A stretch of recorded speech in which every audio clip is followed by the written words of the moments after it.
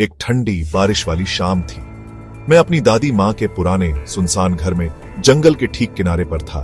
घर बहुत पुराना था, धूल से कवरडा हुआ था।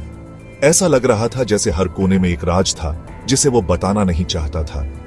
जैसे ही मैंने सामान निकाला, मुझे एक अटारी मिली। कोने में एक बहुत बड़ा शीशा था, मखमल से कवरडा हुआ था। मेरी क्यूरियोसिटी बढ़ गई, इसलिए मैंने कपड़ा रिमूव्ड और शीशे में लुक्ड। शीशा सुंदर था, लेकिन कुछ तो गलत लग रहा था। उस रात जैसे जैसे तूफान इंक्रीजता गया, मुझे कुछ आवाजें सुनाई देने फैलती। फुसफुसाहटें इतनी धीमी, ऐसा लग रहा था जैसे शीशा खुद बुला रहा हो।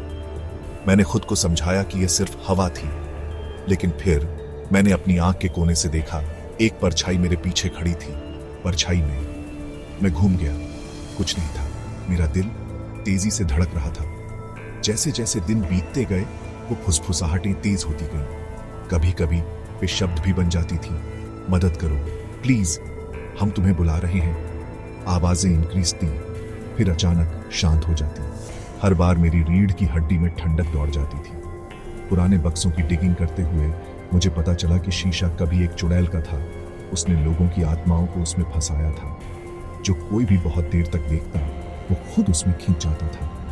तभी मुझे पता चला, मुझे इसे नष्ट करना था। मैंने एक हथौड़ा ग्रैब्डा और उसे शीशे पर हिट, लेकिन टूटने के बजाय सतह पानी की तरह हिलने फैलती, ठंडी, ब्लैक। और फिर एक हाथ बाहर निकला और मेरा हाथ पकड़ लिया।